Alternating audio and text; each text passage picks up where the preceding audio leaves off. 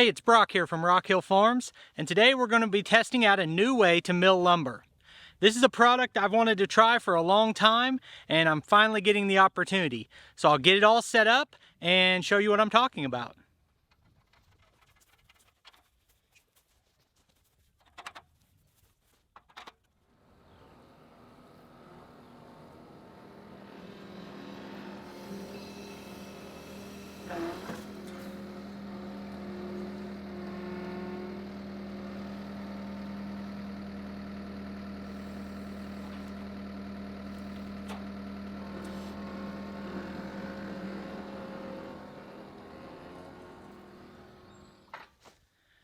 So what you see here is the Logosol M8 sawmill. Now Logosol has actually replaced that with a new version called the F2. And it has some advantages over this mill, but 90% of everything we're going to look at and do today would be the same. So this review kind of applies to both products. Now, setting this log on there, it's a small log. Setting it on with the skid loader is unnecessary, and I probably will. They have their own system with these ramps here that you can roll your log up and not need any heavy equipment to set your logs on. And probably for the next log, I'll test that out. But I was already carrying the log down here, so I just set it directly on. Now what this is a carriage for a chainsaw mill. And immediately when you hear chainsaw mill, a lot of people are kind of put off by that and say a band sawmill is more efficient and has a narrower curve and waste less wood and all the advantages to a bandsaw mill. And I'm familiar with all those advantages, but I think there are some real advantages to a setup like this that maybe aren't immediately apparent, but this is a versatile product. I've got a full review from the owner, who's my friend Waldo, and he told me all his experiences with it. But before I really give any of my thoughts, I want to cut some wood. So let's get started. As far as the power head, this is a Stihl MS661. Really good size saw to run on this type of milling setup. And honestly, my 500 would do well too. But we were a little bit unsure. I may have to do some modifications for my wrap on my handle to get this to fit, because it has a 3/4 wrap handle. I can't say enough how much I appreciate Waldo sending his setup back here with me so I can test it out. One thing that might be a little bit of a negative here is that the platform you set your log on is not that wide. So if you have your log up here and you want to roll it, it's a little bit tricky to roll it without rolling it off. In that same category, David mentioned to me that your slider, your guide bar for your saw is close to your log stops. So what that means is you can have everything else be good about the log, but if you have a knot on this side closest to the saw, it's going to hit the slider. So you either, like this knot here, when I set this up, this knot was touching this rail.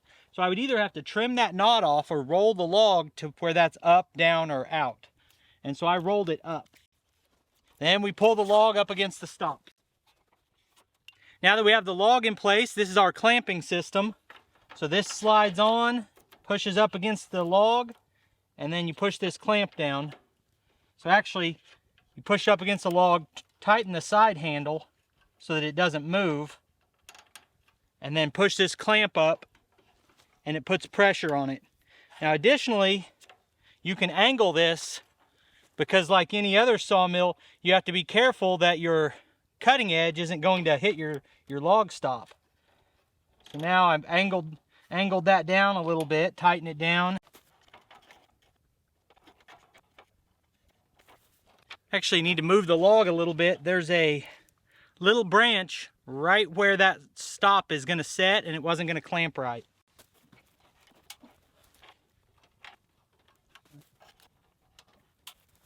That ain't going nowhere. That ain't going nowhere. The next thing we have to do to set this up is get the log height right. Now, on a bandsaw mill, you move the cutting head up and down. On this, our cutting head, which is a chainsaw, is at a fixed height. So we adjust our log table. Now, the first thought is that that's a negative because you're moving the heavy part, right? There is an advantage to it in log leveling. With a bandsaw mill, most bandsaw mills, there's variation in designs for all of them. But on the majority of those, your table's a fixed height, and it requires a little bit more thought or redneck engineering to level the pith on your log. But with this design, these two tables adjust separately, but they have the same guide system on them, so you can put them exactly level. But if you have a lot of taper and you don't want this log to be level, that's easily accomplished.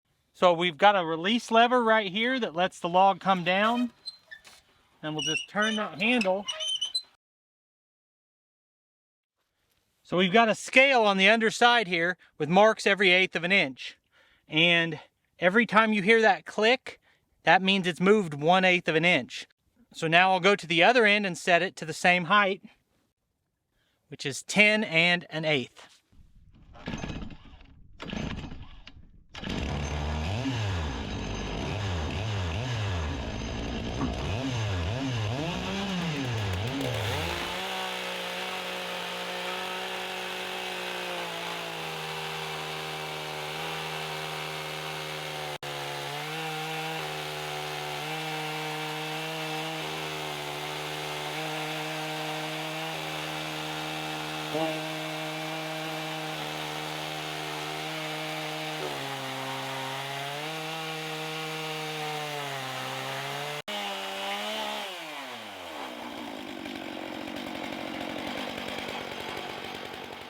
That was a little bit of inexperience on my part. I actually talked about it and kind of anticipated it, but I thought I'd turned that knot up enough, and it's not. So the knot hit the carriage. Since I'm halfway through the cut, I obviously can't turn the log now, so I'm going to trim that knot off with another chainsaw. Be right back. I was on my way up to get the 500 and realized it's a lot shorter walk to get little Pepe here, and it might be easier to manage up next to that rail too.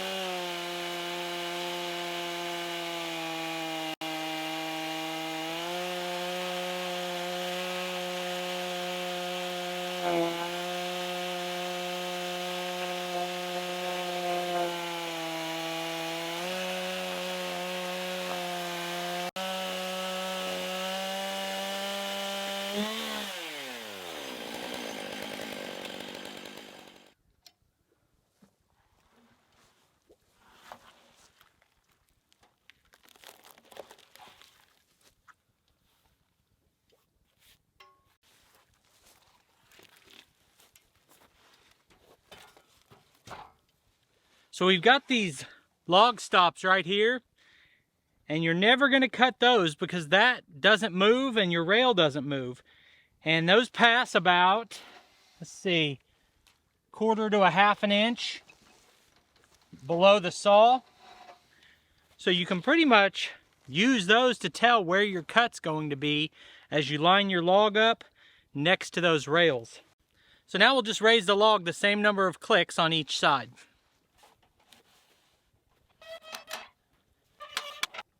I guess while I'm doing this, I might as well show you the way this works. So you just have the same nuts that you normally use.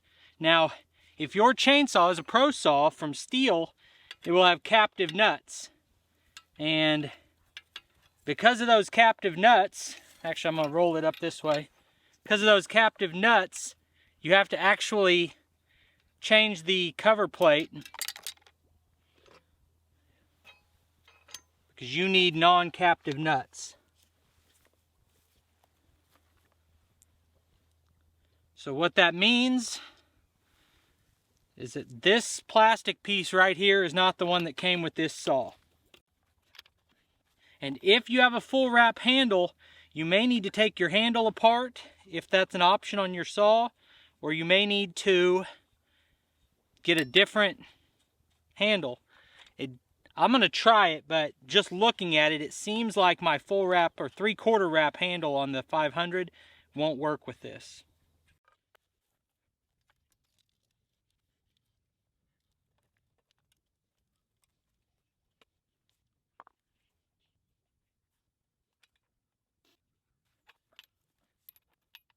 So I was thinking it was a negative that to tighten the chain up you have to take this all apart, but you actually wouldn't if you have the right size open-end wrench.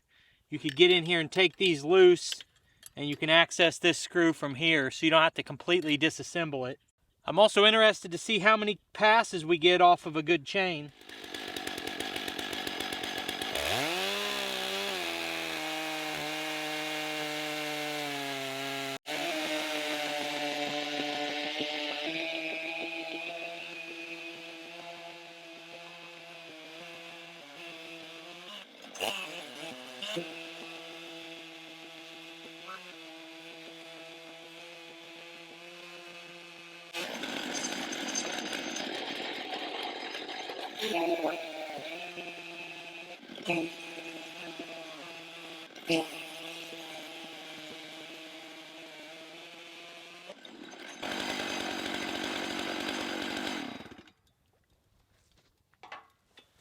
I realized I was making a pretty silly mistake after the first cut, but I went ahead and did it again.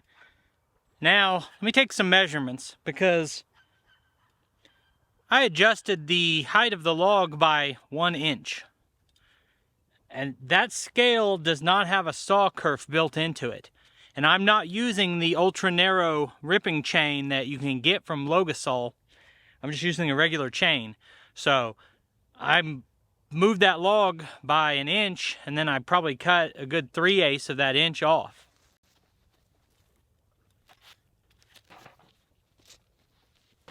So I essentially ruined that piece because I didn't notice my clamps had come loose. I wonder if I didn't get them clamped down tight enough, or if that's a recurring problem. But I got about 7/8 on one end and thickness, and the other side's like 3/8 because my log tilted.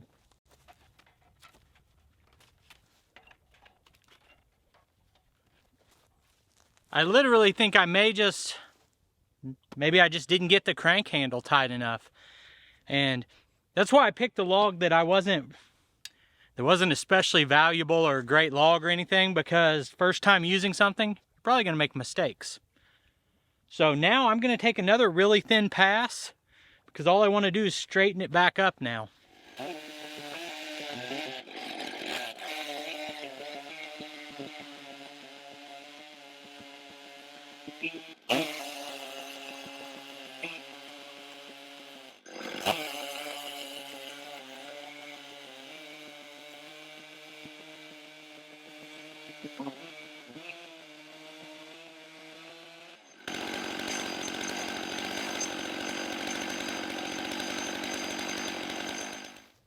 Weather doesn't get much more perfect than this. No wind. Windmill hasn't turned all day. 64 degrees. Overcast, but not dark. Fantastic. And of course that means it's going to rain in a couple hours.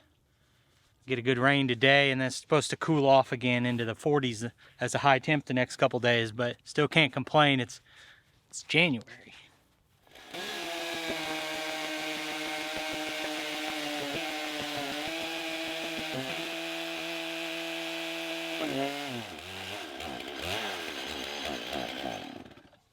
I should have anticipated that's a thirsty saw and these are long cuts. Ran out of gas on me. Maybe one of these days I'll get one full clean cut that comes out good.